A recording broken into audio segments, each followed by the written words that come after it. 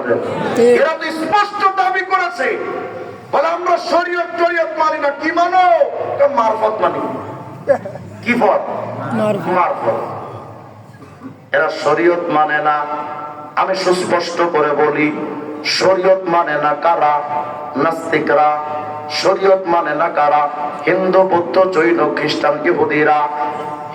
অমুসলিমরা আল্লাহর নবীর শরীয়ত মানে না। মুসলমানের নাম ধারণ করে পীর পূজারী যারা শরীয়ত মানে না, আমরাও সুস্পষ্ট করে বলি তোরা মুসলমানের জাত না। এরা আমগো নাম দিছে আমরা শরীয়তি হুজুর, আর ওরা মারেফতি পাগলা। আর ওদের পাগল ছাগল যদি মরে তো কবরে মোমবাতি জ্বালায়, জ্বালায় না? আমরা বললে তো কবরে মোমবাতি টাতি নাই। রামগনি একটা গান বানাইছে, পাগল বললে বাতি জ্বলে, মোল্লা মরলে জ্বলে না। নাই মনে আপনাদের দিকে? না থাকলে কথা তো বলবে। পাগল মরলে বাতি জ্বলে, মুন্সি মরলে জ্বলে না। পাগলার কাছে খোদাই থাকে, কান্নার দলে দেখে না। টুনটুনা টুন। মানে এদের পাগল ছাগল বললে তো কবরে বাতি জ্বলে, ওরা এটাকে মনে করে বিরাট ফায়দা, ও কনফার্ম জান্নাত। কিন্তু হুজুরদের কবরে তো মোমবাতি জ্বলে না, এরা জাহান্নামী। আমি বললাম বেটা, তোদের কবরে তো মোমবাতির আগুন জ্বলবে। দুনিয়াতে শরীয়ত বাদ দিয়া মারেফতের গাঞ্জাটাই না, তুই যে পাক্কা জাহান্নামী হইলি, ওই জাহান্নামের আগুন যে তোর কবরের ভেতরেও জ্বলে, এর প্রমাণ স্বরূপ তোর কবরের উপরেও জ্বলে। নবীর শরীয়ত ছাড়া করা মারেফত হয় না। আশ্চর্য হয়ে যাবেন, আপনাদের এই এলাকায় বিরাট বড় মুফতি সাহেব আছে। মুফতির নাম কি জানেন? আলহাজ হযরত মাওলানা মুফতি মুমতাজ বেগম ভাবি। বিরাট বড় মুফতি, গান বাজনার দলিল দেয়। আমরা তো কোরআন হাদিস থেকে পড়েছি, আমারনি রব্বি বিমাহকিল মাআসিফি ওয়াল মাসাবির ওয়াস সুমি ওয়াল আওসান। নবী বলেছেন এই ক্রুশ, এই মূর্তি, এই বাদ্যযন্ত্র ধ্বংস করতে আল্লাহ আমাকে নির্দেশ দিয়েছেন। তাহলে বাদ্যযন্ত্র হালাল না হারাম? হারাম। আসতে বলেন কেন আপনারা? হারাম। বলেন বাদ্যযন্ত্র হালাল না হারাম? হারাম। বরঞ্চ আমি বলি, বাদ্যযন্ত্র দিয়ে মারফতি গান কেন? জিবরাইল যদি কোরআন তেলাওয়াত করে, ওই কোরআন তেলাওয়াতে যদি বাজনা থাকে, ওই জিবরাইলের তেলাওয়াত শোনাও হারাম। কিন্তু বাদ্যযন্ত্র জায়েজ করে দিয়েছে আপনাদের মুফতি মুমতাজ ভাবি। এখন ওরা যদি কোন যে ভাবি তো দলিল দেন, এখন ওরা যদি কোরআন শরীফ দেন তো ওযু যাবে 13 বার। তাও তো কত কিছু সংসদে দাঁড়িয়ে কয় আমি সিয়াসিনটা করছি। কয় সিয়াসিনটা কারে কয়? কয় বুখারী মুসলিম মিশকাত। মিশকাত নাকি সিয়াসিনটা? একে সুস্থ না তার সেরা। আমি এর নাম দিয়েছি এটা জাহেলে মুরাক্কাবে গায়রে মুফিদ। কথা হয় না? ঠিক। আস্তাগফিরুল্লাহ আল-আযীম। এই গান, এখন গান যে জায়েজ, বাদ্যযন্ত্র যে জায়েজ, দলিল মুমতাজ ভাবে একটা দলিল আবিষ্কার করছে। ভাই আকাশটা কাঁপছিল কেন? দলিল দলিল। আকাশটা কাঁপছিল কেন? জমিনটা নাচছিল কেন? বড় পীর ঘামছিল কেন? সেই দিন গান গাইছিল খাজা যেই দিন। এটা দলিল। এটা কোরআন শরীফের আয়াত না, বুখারী শরীফের হাদিস না, এটা হলো দলিল। কি কয়?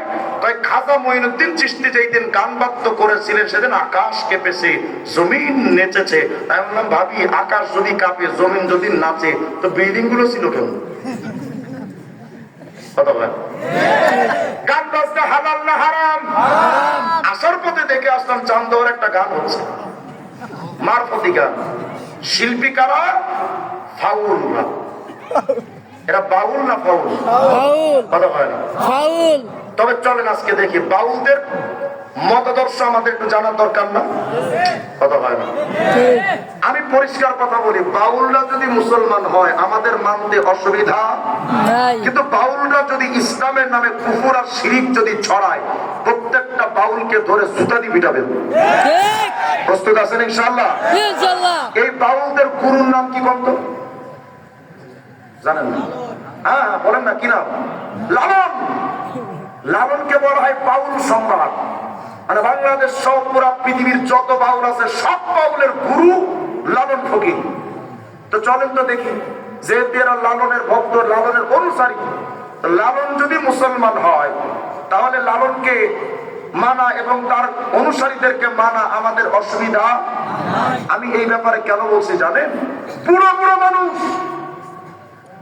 এরা গান গায়, আর বৈশা বৈশা আকিজমিরি জানার গান শুনে। কথা ভাই, অনেক নেতারা এমন আছে বাউল গানেও যায়, মাহফিলেও যায়, মুনাফিক। বলেন বলেন কি মুনাফিক? আবার বলেন মুনাফিক। কোন মুসলমানের বাচ্চা কোনদিন বাউল গান অনুষ্ঠানে যেতে পারে না। যে যায় সে মুসলমানদের নেতা হতে পারে না। আসতে কোনকে আপনারা বলেন ঠিক কিনা? বাউলদের সম্রাট লালন, আমার হাতে যে বইটা দেখছেন অখণ্ড লালন সঙ্গীত, হালাল টাকা দিয়ে নাপাঠিটা কিনছেন।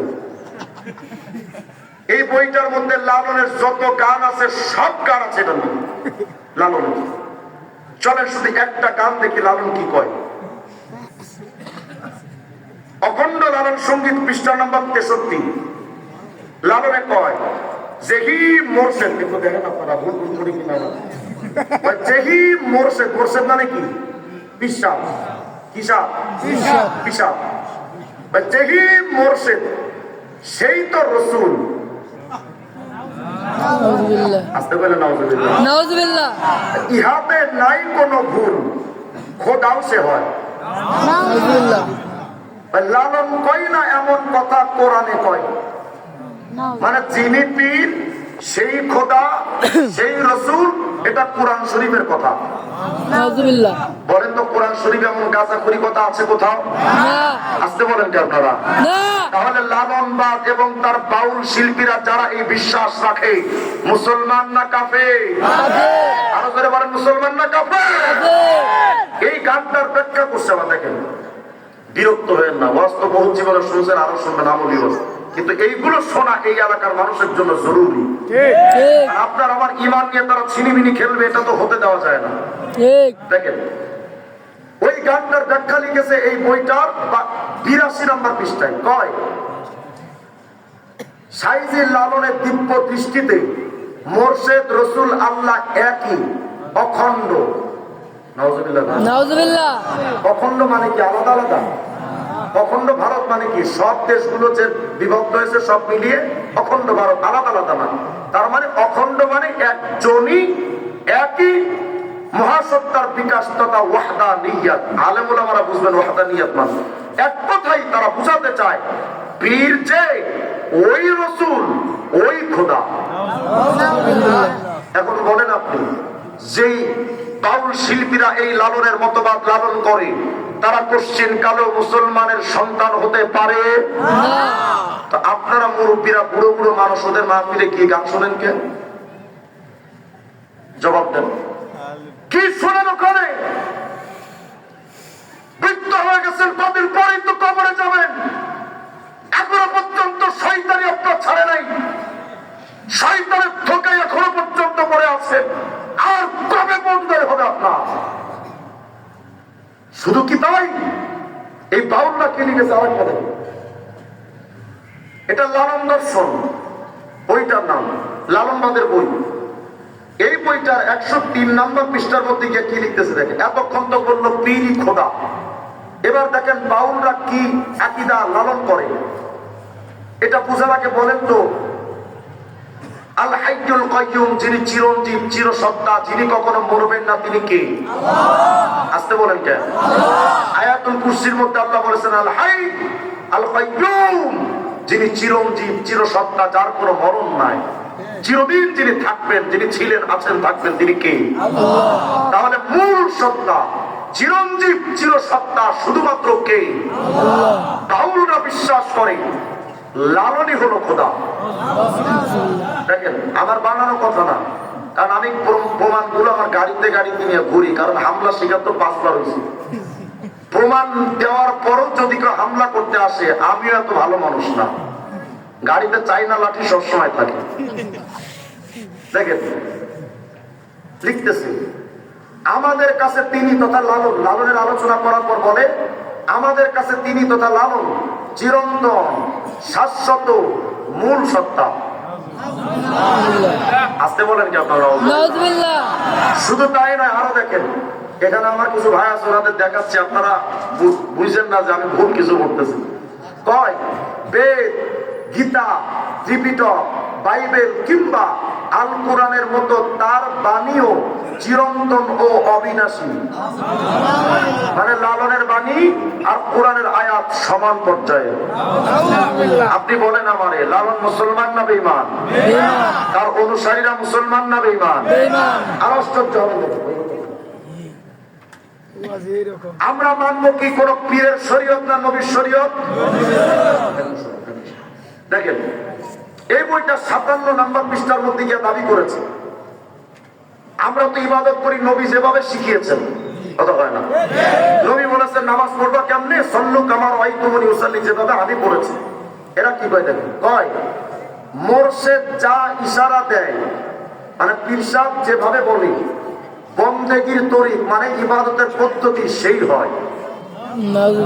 মানে পীর সাহেব যেমনে বলবে ইবাদত বন্দেগী তেমন হবে। এই কথাটার ব্যাখ্যা করতে গিয়ে আবার লিখতেছি মুর্শিদ রূপে আল্লাহ। নাউজুবিল্লাহ বলেন। আল্লাহ কি মুর্শিদের রূপে? না। আল্লাহর রূপ কেমন? তিনি যেমন। কথা হয় না? আল্লাহর কোন তুলনা নাই, আল্লাহর কোন ব্যাখ্যা নাই। আল্লাহ কেমন? তিনি যেমন। এক কথায় উত্তর। আল্লাহর কোন ব্যাখ্যা বিশ্লেষণ আমরা করতে যাওয়া অন্যায়, সম্ভব এই ক্ষুদ্র মাথা দিয়ে আল্লাহর ব্যাপারে চিন্তা করা সম্ভব না। এরা কয় মুর্শিদ রূপে আল্লাহ, মানে পীরের রূপ ধারণ করে ওই মূলত আল্লাহ, যার জন্য যে সাধন পদ্ধতি, মানে যার জন্য যে ইবাদতের পদ্ধতি সিস্টেম দান করেন, সেটাই তার জন্য পালনীয় অপরিহার্য ধর্মবিধান বা শরীয়ত। মানে পীর সাহেব যেমনে বলবে এটাই হলো শরীয়ত। আল্লাহ কি কইলো, নবী কি কইলো, এটা মূল ব্যাপার না। মূল ব্যাপার হলো পীর যেটা বলবে সেটাই। তাহলে আমি আপনাদের কাছ থেকে জানতে চাই, ওরা কি ইসলাম ধর্মের? না। আসতে বলেন কেন? না। ইসলাম ধর্মের? না। ইসলাম ধর্মের হলে ইসলামের শরিয়া মানতে হবে। কথা হয় না? যেহেতু তারা ইসলামের শরিয়া মানে না, সুতরাং তাদেরকে মুসলমান বলার সম্ভাবনা নাই। এজন্য আমি সুস্পষ্ট ফতোয়া দিয়ে যাচ্ছি, ভালো করে কান খাড়া করে শোনেন। লালনবাদের আউল বাউল ফাউল যারা আছে সবগুলো টাটকা কাফের। সুস্পষ্ট ফতোয়া। সবাই কি বলেন? বলেন কি? এদের বউ অটো তালাক। এদের বউ কি? আসতে কইলেন কেন? এদের পেট থেকে যে সন্তান হবে এগুলো পীরজাদা নয়, হারামজাদা। কি বলেন? বলেন কি? এরা মরলে ওদের জানাজা পড়া হারাম। কথা কম। এদের জানাজা যদি কোনো ইমাম পড়ায়, ও ইমামও কাফের। ঠিক। ভাবতেছেন হুজুর এটা আবার কি ফতোয়া দিলেন? হ্যাঁ, আমি দলিল দিচ্ছি শুনেন। কোন মুশরিকের জন্য মাগফিরাতের দোয়া করা কোরআন শরীফে হালাল না হারাম? কথা বলেন। হারাম। কোন ইমাম যদি কোন মুশরিকের জন্য, বেঈমানের জন্য জানার পরও যদি কোন ইমাম তার জানাজা পড়ায়, হারামকে হালাল মনে করে ইবাদত হিসেবে যে পড়ানো, তার ইমান নাই। ঠিক। যতক্ষণ পর্যন্ত ইমাম কালেমা পড়ে আবার নতুন করে ইসলামে দীক্ষিত না হবে, তার পেছনে নামাজ পড়া জায়েজ নাই। মনে থাকবে আপনাদের? এলাকায় যারা বাউলদের কাছে নিজেদের মেয়ে বিয়ে দিয়েছেন, তওবা করেন, মেয়ে ফিরিয়ে আনেন। আপনার মেয়ে ওখানে জেনা করে। কথা বলেন। আপনারা ঠিক কইলেও ঠিক, না কইলেও ঠিক। এরা পীরের কাছে গিয়ে সিজদা দেয়। পীরের কাছে গিয়ে বাবা একটা সন্তান দে। খবর নিয়ে দেখলাম বাবারই সন্তান। সন্তান দেওয়ার মালিক কি? কোন বাবা, মাজার, দরবার? সন্তান দেওয়ার মালিক কে? আপনার স্ত্রী, আপনার মেয়ে, আপনার বোন, আপনার মা, তাদেরকে এই আলোচনাগুলো বেশি শোনাবেন। কারণ মহিলারা হলো কমন হৃদয়ের অধিকারী। সন্তান হয় না তো মাজারে তো তোর পীরের বাপের ক্ষমতা নাই কাউকে সন্তান দেওয়া। আমি তো চ্যালেঞ্জ করি, সন্তান দেওয়ার মালিক পীর তো দূরের কথা, সন্তান দেওয়ার মালিক কোন নবীরাও না। যদি বলেন এটা কি কইলেন আপনি, নবীরা? আমি চ্যালেঞ্জ করছি, কারণ বাপের ক্ষমতা থাকলে আমার চ্যালেঞ্জ গ্রহণ করুন। আমার কোন হুজুর লাগবে না। বাংলাদেশের সকল ভণ্ড পীরের বাউলদের জন্য আমি একা যথেষ্ট, ইনশাআল্লাহ। অন্য হুজুর লাগবে না। আমাদের বড়রা বড় কাজ করবেন। এগুলো আলতু ফালতু ছোটখাটো কাজ, এগুলো আমরাই করবো ইনশাআল্লাহ। কোন মানুষ কোন নবীরা পর্যন্ত সন্তান দিতে পারে না। প্রমাণ, হযরত ইব্রাহিম খলিলুল্লাহ 86 বছর বয়স, সন্তান ছিল না। আল্লাহকে বললেন রব্বি হাবলি মিনাস সালিহিন, আল্লাহ আমি ইব্রাহিমের একটা সন্তান দেন। তো ইব্রাহিম আলাইহিস সালাম চাইলেন কার কাছে? সন্তান দিলেন কে? আল্লাহ। জাকারিয়া আলাইহিস সালামের চুল দাড়ি পেকে গেছে, সন্তান নাই। আল্লাহকে বললেন আল্লাহ আমার একটা সন্তান দেন। আল্লাহ অবশেষে সুসংবাদ দিলেন, ইয়া জাকারিয়া ইন্না মুবাশশিরুকা বিগুলামিন ইসমুহু ইয়াহইয়া। জাকারিয়া, ইয়াহইয়া নামক একটা সন্তানের সুসংবাদ আমি তোমাকে দিলাম। তাহলে ইয়াহইয়া আলাইহিস সালামকে সন্তান দিলেন কে? আল্লাহ। অন্য নবীদের কথা বাদ দেন, আমাদের নবী 11 জন স্ত্রী, শুধু খাদিজাতুল কুবরা রাদিয়াল্লাহু আনহা ছাড়া অন্য কোন স্ত্রীর ঘরে নবীর সন্তান ছিল না। কথা বলে না কেন? নবী তার স্ত্রীদের গর্ভে সন্তান দিতে পারেননি কেন? কারণ আল্লাহ দেয় নাই। বলেন কে দেয় নাই? আল্লাহ দেয় নাই। তাহলে প্রমাণ হয়েছে সন্তান দেওয়ার মালিক কে? আল্লাহ চাইলে বাপ ছাড়াও মহিলার গর্ভে সন্তান দিতে পারেন, প্রমাণ ঈসা আলাইহিস সালাম। কথা বলে না। আল্লাহ চাইলে বাপও লাগে না, মাও লাগে না, এমনি সন্তান হয়, প্রমাণ আদম হাওয়া। কথা বলে না। তাহলে বলে সন্তান দেওয়ার মালিক কে? নবীরা যেখানে সন্তান দিতে পারে না, তোর পীর কেমনে পারে? বুঝা গেল ওটা পীর না, ওটা লুচ্চা। ওটা কি? যুবক তঙ্গরে কয়া যায়, এই এলাকায় যদি এমন কোন পীর কোনদিন আইসা স্লোগান দেয় আমি সন্তান দিতে পারি, মাশাআল্লাহ, নারে তাকবীর, আল্লাহু আকবার।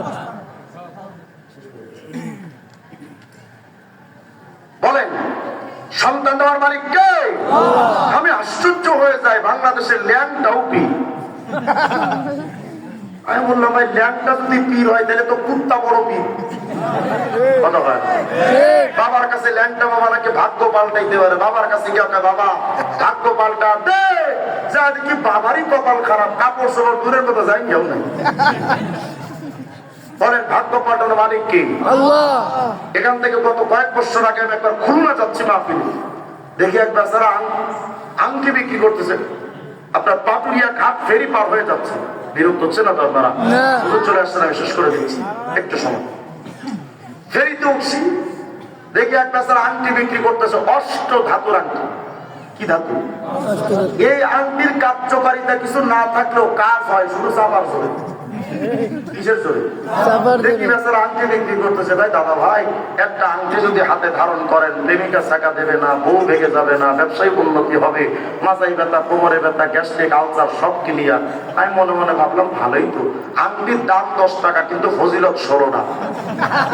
দেখি না কি কয়, একটু পরে কয় দাদা ভাই একটা আংটি যদি হাতে ধারণ করেন তাইলে আপনি নির্বাচন করতে চান, নিশ্চিত জয়যুক্ত হবেন। আমি বললাম বেটা, তোর আংটির খবর যদি বাংলাদেশের নেতারা জানতো, তোর আংটি না পইরা গভীর রাতে তাহাজ্জুদ বাদ দিয়া ভোট চুরি করতো। আংটি তো হাতে দিত প্রয়োজনে তোরা শুদ্ধ আঙ্গুলে পেঁচা রাখ। তারা শুনতেছে একটু বড় দাদা ভাই একটা আংটি যদি হাতে ধারণ করেন আপনার ভাগ্যটা পরিবর্তন হয়ে যাবে। আমি করে ওরে হারাম করো বাবা, একটা আংটি হাতে দিলে যদি ভাগ্য পরিবর্তন হয়, তোর কাছে যে শত শত আংটি গাথা, তো তোর কপালে রাস্তা রাস্তা হকারগিরি কে? ঘরের ভাগ্য পাল্টানোর মালিক কে? আল্লাহ। সিজদা পাওয়ার যোগ্য কে? আল্লাহ।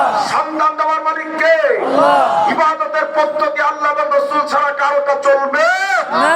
আর এই সমাজে যারা পীরের রূপ ধারণ করে, আউল ফাউল ফাউলদের শিল্পীদের রূপ ধারণ করে যারা এই এলাকায় ঢুকবে, সুস্পষ্ট বক্তব্য শুনে রাখেন, এই এলাকায় যদি জুতা চোর ঢুকে যায়, মসজিদে যদি জুতা চোর পাওয়া যায়, ওরা যেমন গণধোলাই দেওয়া হয়, যদি এই এলাকায় পকেট মার পাওয়া যায়, ওরা যেমন সবাই ধরে গণধোলাই দেয়, আজকে মুসলমানদের জাগ্রত হতে হবে। ইমান চোর যদি এলাকায় ঢুকে যায়, জুতা দিয়ে পিটাবে, চামড়া তুলে ফেলা দরকার। প্রস্তুত থাকবেন ইনশাআল্লাহ? কোন বাউল এই এলাকায় ঢুকে কোন ফিতনা ছড়াবে, আজকে থেকে ওয়াদা করেন কোন মুরব্বীরা যাবেন না। হাত তোলেন ইনশাআল্লাহ। প্রস্তুত ইনশাআল্লাহ? হাত নামান। এদের প্রোগ্রামে কোনো চান্দা দিবেন না, জিকির করবেন কার? আল্লাহ।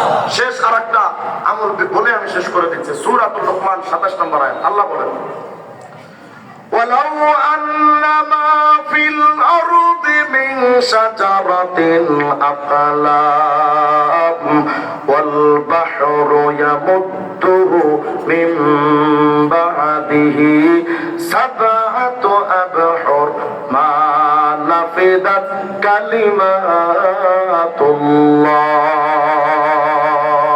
আল্লাহ পাক বলে বান্দা পৃথিবীর সমস্ত গাছগুলো যদি কলম বানাও, হে বান্দা পৃথিবীর গাছগুলোকে যদি কলম বানাও, একটা সমুদ্রের সাথে যদি আরো 7টা সমুদ্র জোড়াতালি দাও, 8টা সমুদ্রের পানি যদি কালি বানায় লও, এই কলম আর কালি দিয়া যদি আল্লাহর কালেমা লিখতে শুরু করো, কলম কালি শেষ হয়ে যাবে, আল্লাহর কালেমা লেখা শেষ হবে না। আয়াতটা তো সারা জীবন অর্থটা শুনলাম, কিন্তু অর্থটা আসলে কি? তাফসীরে কি বলে? তাফসীরে কুরতুবীর মধ্যে ইমামে কুরতুবী রাখেন 4 নম্বর খণ্ডে 398 নম্বর পৃষ্ঠার বর্ণনা। হযরত ইকরামা এই আয়াতের তাফসীরে লেখেন, এই মিয়া শুনো, লানাফিদাল বাহরু ক্বাবলা আন ইয়ানফাদা সাওয়াবু মান ক্বালা লা ইলাহা ইল্লাল্লাহ। এ আল্লাহর বান্দা শোনো, আল্লাহর কোন বান্দাই যদি তার জবানটা দিয়া 1 সেকেন্ড সময় নিয়ে শুধু একটা বার কয় লা ইলাহা ইল্লাল্লাহ, লা ইলাহা ইল্লাল্লাহ, এই জিকিরটা যদি আল্লাহর কোন বান্দাই একটা বার 1 সেকেন্ড সময় নিয়ে কয়, আল্লাহ বুঝাইতে চান পৃথিবীর গাছগুলার কলম বানায়া, 8টা সমুদ্রের পানির কালি বানায়া, ওই কলম আর কালি দিয়া যদি 1 সেকেন্ড কালেমে তৈয়বার জিকির করার নেকিটা যদি লিখতে শুরু হয়, 8টা সমুদ্রের পানির কালি শেষ হয়ে যাবে, কিন্তু একবার কালেমে তৈয়বার জিকিরের নেকি লেখা শেষ হবে না। তাহলে জিকির হবে কার? আল্লাহ তাআলা আমাদের সকলকে আল্লাহ পাকের বেশি বেশি জিকির করার তৌফিক দান করেন, বলেন আমিন। হযরত যিনি আসছেন উনি আমার উস্তাদের উস্তাদ, ওনাদের বয়ান আমলি কিছু কথা নসিহা জীবন পরিবর্তনের জন্য যথেষ্ট। আল্লাহ তাআলা আজকের মজমাকে কবুল করেন। হযরতের আখিরি নসিহা নিয়ে এবং দোয়া নিয়ে তারপরে যাবো ইনশাআল্লাহ। আল্লাহ তাআলা আমাদের সবাইকে কবুল করেন। আসসালামু আলাইকুম। রিপন মোল্লা ভাই কবরস্থানের জন্য 3000 টাকা দিয়েছেন, আল্লাহ কবুল করেন। আসসালামু আলাইকুম ওয়া রাহমাতুল্লাহি ওয়া বারাকাতুহু।